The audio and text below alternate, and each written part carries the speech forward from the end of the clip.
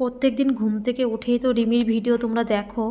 তা আমি আজকে কিন্তু কাল সকালে কোনো ভিডিও করিনি, করেছি অবশ্য, কিন্তু ভোরবেলা যে ওকে ওয়েট করাতে আসে সেটা আর করিনি।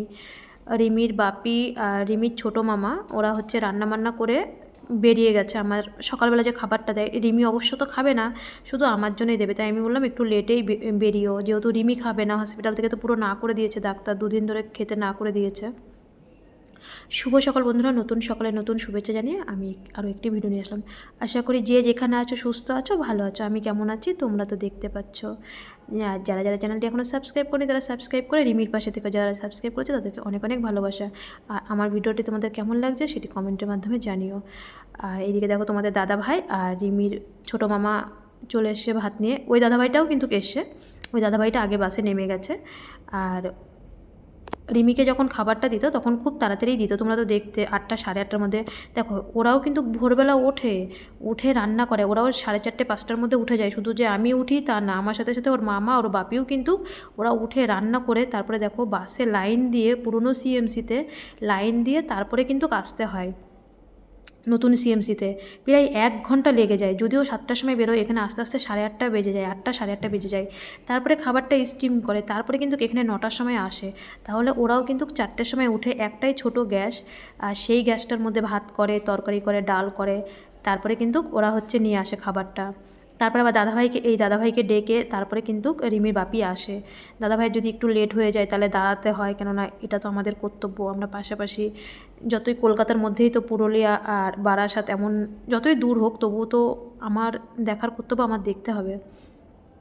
আর এখানে তো আমরা 4টের সময় উঠে যাই, তোমরা তো প্রত্যেক দিনই দেখো 4টে থেকে 4:30-এর মধ্যে উঠে যাই, তারপরে তো আমি আর ঘুমাই না। রিমি শুয়ে থাকে, কিন্তু আজকে রিমিকে 9টার সময় স্নান করিয়েছি। আজকে সকালে ডাক্তার দেখে চলে গেছে, আমি ওকে বিরাজটা করিয়ে দিয়েছিলাম আর মাউথ ওয়াশটা করিয়ে দিই। তারপরে যে একটু স্নান করাতে লেট হলে অসুবিধা হয় না 9টার সময় স্নান করালে। আর আজকে 9টার সময় স্নান করিয়েছি। স্নান করানোর পরে জানোই তো যেটা ওর হচ্ছে এক্সারসাইজ, বডি ওয়াশ, মানে যা যা এ টু জেড কাজ থাকে আমি সব কিন্তু সকালবেলা সেরে নিয়েছি। আর ওই লিকার চাটা কিন্তু রিমির জন্য এনেছিল, যেহেতু রিমিকে খেতে না করেছে ওই চাটা আমিই খেয়ে ফেলেছি, চার বিস্কুট। আর এখানে রিমির আজকে না স্নান করতে গিয়ে ওর যে বুকের চ্যানেলটা করে ওটা ভিজে গেছিলো, ওটা আবার তাড়াতাড়ি করে ওরা হচ্ছে করে দিল, পাল্টিয়ে দিল, না হলে জল থেকে ইনফেকশন হয়ে যাবে।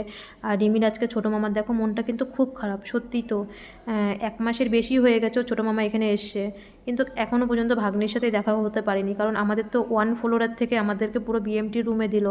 আর রিমির ছোটো মামার আজকে আমি বাইরে বেরিয়ে দেখি, আমি 1 মিনিট কথা বলেছি, যদিও আমি বেশি কথা বলতে পারিনি, কারণ রিমির হচ্ছে ওটা বুকের চ্যানেলটা ওকে করছিলো বলে আমি হচ্ছে তাড়াতাড়ি চলে এসেছি। 1 মিনিট কথা বলেছি। সত্যি আজকে ওর মামার খুবই মন খারাপ দেখলাম।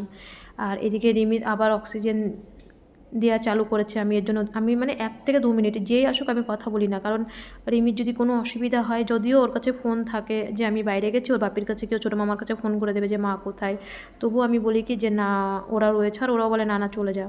তাই রিমির ছোটো মামার আজকে এত মনটা খারাপ দেখলাম, আমি এতদিন পরে দেখছি। আর এই যে রিমির কিন্তু ফুড স্যালাইন চলছে। আর তোমাদেরকে বলিনি যেটা, দেখো এই যে মানে সত্যি এত টাকা কেন খরচা, এই যে দেখছো না চ্যানেল, মানে ওই মোটা যে সিরিঞ্জ মতন দেখছো, যেটা একবার ওষুধ যায় সেটা কিন্তু ওরা ফেলে দেয়। এই যে প্রত্যেকটা নল কিন্তু একটা করে যে প্যাকেট যাচ্ছে শরীরের ভিতরে, এতদিন ধরে আমি তোমাদেরকে দেখাইনি। এই যে আমি যেটা হাত দিয়ে দেখাচ্ছি, এই মোটা কিন্তু ইংলিশনের এটা। তারপরে তো আরও 7টা 8টা ম্যাশিং ছিল এখানে, তো তোমরা দেখেছো। এখন তো ম্যাশিংগুলো নিয়ে গেছে, এখনও 3টে 4টে ম্যাশিং রয়েছে। এই যে নলগুলো একবারে বেশি 2বার কিন্তু ওরা ইউজ করে না। সত্যিই কিন্তু এর জন্য এত টাকা খরচা, কিন্তু এমনি এমনি খরচা না। দেখো সকালে যেহেতু একবার ওকে ওয়েট করিয়েছে, আবার দুপুরবেলা মানে দুপুরবেলা না, এটা হচ্ছে বিকালবেলা, দুপুরবেলা আর কোনো ভিডিও করা হয়নি। আর আমি সকালবেলা বাচ্চাটাকে একবার দেখতে গেছিলাম, আমি বাইরের থেকে দেখে চলে এসেছি। আর এটা কিন্তু সন্ধেবেলা, যেহেতু একটা পেশেন্ট আর একটা পেশেন্টে যাওয়ার কাছে কোনো নিয়ম নেই, আমি কিন্তু খুব লুকিয়ে যাই ওদের কাছে দেখা করতে। আমি আগে এই দিক ওই দিক মানে দেখি যে সিস্টার আছে নাকি, ডাক্তার আছে নাকি। যদিও সিস্টার আমার কিছু বলে না, আমি বলেছি যে আমাদের ওখানেই বাড়ি, কলকাতাতে পাশাপাশি বাড়ি। ওরা জিজ্ঞাসা করে যে রিলেটিভ নাকি, আমি বলি যে না রিলেটিভ, ওদের বাড়ির লোকরা ওয়েট করে জানো কখন আমি একটু ওদের ভিডিওতে দেখাবো। এমনকি ওদের বাড়ির প্রত্যেকটা লোক রিমির খবর নেয় যে রিমি কেমন আছে। তাই ও না আমার আজকে মানে কবে থেকে আমাকে মনে হচ্ছে যে আমি ওকে কবে থেকে কোলে নেবো, 2.5 মাস ধরে ভাবছি কবে থেকে কোলে নেবো। আর দেখো ওর মার কান্না দেখে আমি আর মানে সহ্য করতে পারছি না। এতটাই ওর মা কান্না করছে, মানে কি বলবো জানো না। তাই এদিকে রিমি কান্না করে, এদিকে ওর মা কান্না করে, এদিকে ওর বাবা ওর বাইরে কান্না করে। তাহলে আমি কয়জনকে, এদিকে রিমির বাপি কয়জনকে সামলাবে, আর আমি যখনই যাই ওর মা না তখনই কান্না করে। আর ও দেখো আমার কোলার থেকে গিয়ে না মানে আমার কোলার থেকে যাবে না এরকম করছে। যদিও আমি ওখানে 5 থেকে 7 মিনিট ছিলাম বিকালবেলা ওর মায়ের সাথে। আমি বলছি না, যদি সিস্টাররা দেখে আমাকে কিন্তু বকা দিয়ে দেবে। আমি আমার ফোন নাম্বারটা দিয়ে আসলাম। ওর মার বড় ফোনটা না, ওর মার কাছে একটা ছোটো ফোন আছে, আর বড় ফোনটা মানে যেটা নাম্বার আছে সেটা ওর বাবার কাছে। তা আমাকে বলছে যে তোমার নাম্বারটা না আমার কাছে নেই। আমি আবার নাম্বারটা দিয়ে আসলাম।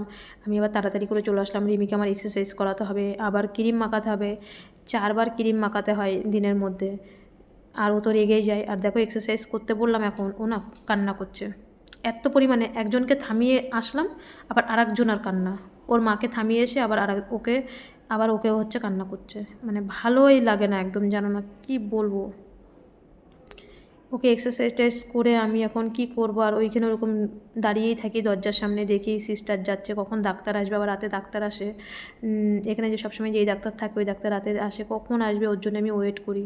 আবার রিমির বাপি ফোন করলো, ওই দাদা ভাইয়ের হচ্ছে মানে ওই দিদি ভাইয়ের হচ্ছে শরীরটা খুব খারাপ, তো যে হচ্ছে ওষুধ দিতে হবে। তা আমি বললাম ঠিক আছে। তারপরে ফোনের চার্জার দিতে হবে, কেননা দিদিভাই জানো না বাচ্চাটাকে নিয়ে না একটা জায়গায় ওইভাবেই বসে থাকে। উনি একটু নড়তেও পারে না, চড়তেও পারে না, এবার সব কিছু আমাকেই নিয়ে দিতে হয়। তারপরে ওষুধটা দিল, বুঝিয়ে বললো যে এই ওষুধটা খাবে, ওই ওষুধটা খাবে। তা বললো তুমি আমার একটু বুঝিয়ে দিও, রিমির বাপি আমাকে বললো। আমি বললাম ঠিক আছে, তোমার চিন্তা করতে হবে না, তোমরা চলে যাও। দিদিভাইয়ের একটু পেটটা খারাপ হয়েছে, এর জন্য দিদিভাইয়ের মানে প্রথমে না হসপিটাল থেকে দিদিভাইকে খাবার দিয়েছিলো, এর জন্য দিদিভাইয়ের পেটটা খুব খারাপ হয়েছিল। তাই আমি আবার ওষুধ দিয়ে আসলাম। আর দেখো এত রাগ দেখাচ্ছে, ও যেন টিভি রিমোট ভেঙে ফেলেছে। 2 দিনের মধ্যে টিভি রিমোট ভেঙে ফেলেছে, এই প্লেনটা পর্যন্ত নাকি ভেঙে ফেলেছে, ওর মার ফোনটা ভেঙে ফেলেছে। মানে ছোটো মানুষ তো, আর 7টা স্যালাইন চলছে। ওর বুকের 7টা চ্যানেল, রিমির যেমন যতগুলো চ্যানেল ওরও কিন্তু ততগুলো চ্যানেল। ওর মা যেন না বলছে দেখো আমি একটু রাখতে পারছি না। আর সত্যিই তো বলো, আমরা কি একটা বাচ্চাকে একা রাখতে পারি একটা ঘরের ভিতরে? আমরা বাড়িতে রিমির অন্তত ওর দাদু ঠাম্মা সবাই ছিল, তারপরে আশেপাশে সবাই লোক, আর আমার মানে শাশুড়ি মা তো রিমিকে সবসময় রাখতো। আর বাড়িতে এত লোক থাকা সত্ত্বেও রাখা যেত না, আর ওর মা একটা বাচ্চাকে কীভাবে রাখছে বলো তো? তারপরে বুকের চ্যানেল করা, আর ঠিক ওই জায়গাটায় বসে রাখতে হচ্ছে, কারণ ওরও তো অতগুলো স্যালাইন চলছে। রিমিকে যেরকম দেখেছো, আমি কিন্তু একটু পরপরই ওকে দেখতে যাচ্ছি। আবার এদিকে চলে আসছি, কেননা আমারও তো ঘরে সিস্টার আসবে, রিমিকে ওষুধ দেবে, একটু পরপর ওষুধ দেয়, আর হচ্ছে ইঞ্জেকশন দেয়, এখনও চলছে। যেহেতু আমাদেরকে এখনও নর্মাল ওয়ার্ডে দেয়নি, এখনও এইভাবেই ওষুধ চলছে। ওখানে গিয়েও আমি শান্তি পাই না, আবার এইদিকে আসলেও ওর দিকে আমার মনটা থাকে যে বাচ্চাটা কী করছে, ওর মা একা কী করছে। এদিকে দেখো 9:45টার সময় ওকে আবার অক্সিজেন চালু করে দিয়েছে। অক্সিজেন দেওয়ার পরে আবার হচ্ছে ওকে মাউথ ওয়াশ করাতে হবে, যতই না খাক তাও না মাউথ ওয়াশ করাতে হয়।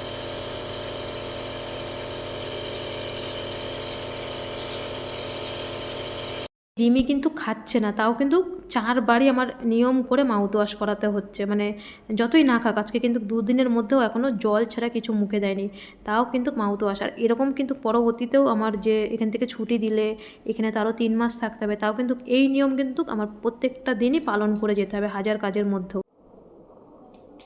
এখন তো বেজে গেছে প্রায় 11:30 বাজে, যদিও আমাদের ঘুম হয় না, তখন টিভি দেখছিলাম, মোবাইলের নেট শেষ।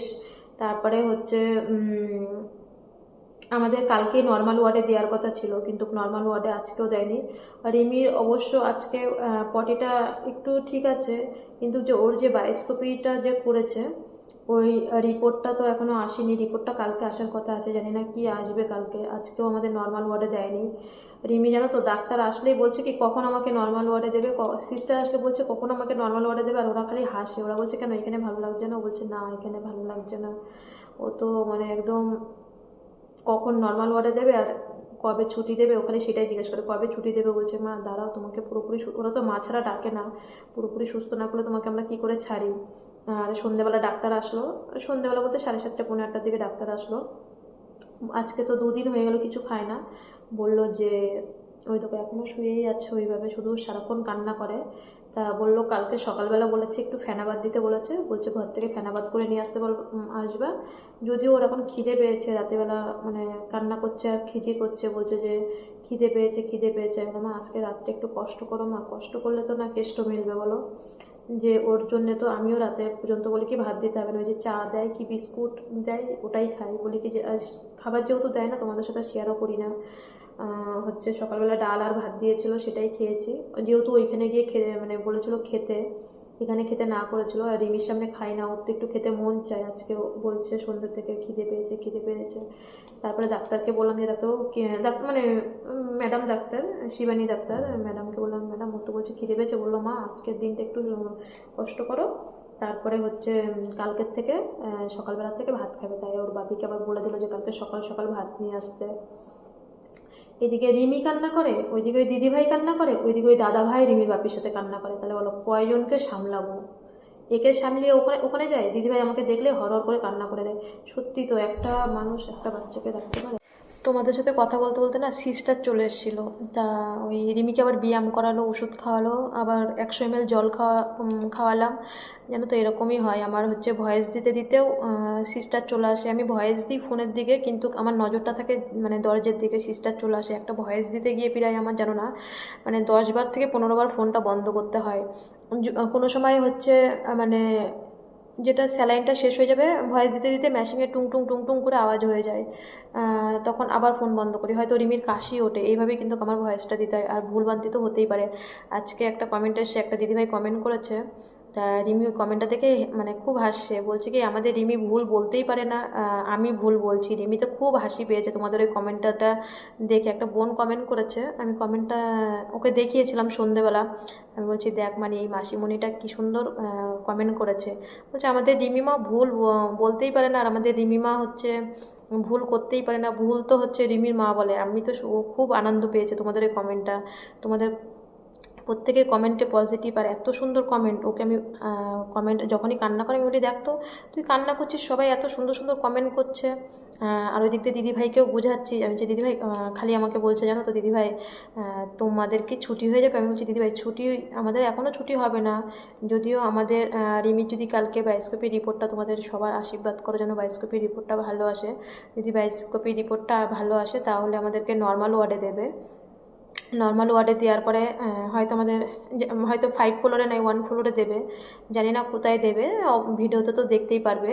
যদিও দেয় আমি তো তোমার কাছে দেখতে আসতে পারবো না, রিমির বাপি অবশ্যই আসবে। দাদাভাইয়ের সাথে তো রিমির বাপি তো সবসময় যোগাযোগ করবে। দিদিভাইয়ের আগের থেকেই চিন্তা হয়ে গেছে আমার যদি ছুটি হয়ে যায় দিদিভাইয়ের কী করবে। তাই বললাম তুমি চিন্তা করো না, আমি তোমার পাশে আসছি, আর একসাথেই আমরা বাড়ি যাব। আমি এই কথা বললাম যে একসাথেই বাড়ি যাব, তুমি চিন্তা করো না, তোমাকে আমি ছাড়ছি না। তা হচ্ছে দিদিভাই তো দেখলেই কেমন কান্নাকাটি করছে, তাও তো পুরো ভিডিও করতে পারিনি, এমনভাবে কান্নাকাটি করছে। যাই হোক ওদেরও বাড়ির লোক দেখে, হচ্ছে ওদেরও বাড়ির লোক আশায় থাকে হচ্ছে একটু ওকে দেখার জন্য, ছোটো বাচ্চাটাকে দেখার জন্যে। আমি শুধু একটা কথাই বলবো, তোমরা সবাই একটু হাত জোর করে ঠাকুরের কাছে প্রার্থনা করছি, তোমরাও প্রার্থনা করো ভগবান জানবে যে এত লোকের আশীর্বাদ। আমি যেন আমার একটাই কথা, লাস্ট কথা, আমি যেন দুটো বাচ্চাকে হাসি মুখে সুস্থভাবে আমি যেন ফিরিয়ে নিয়ে যেতে পারি দুটো বাচ্চাকে। ওকেও যেন আমি ওর মার কাছে হাসি মুখে ফিরিয়ে দিতে পারি।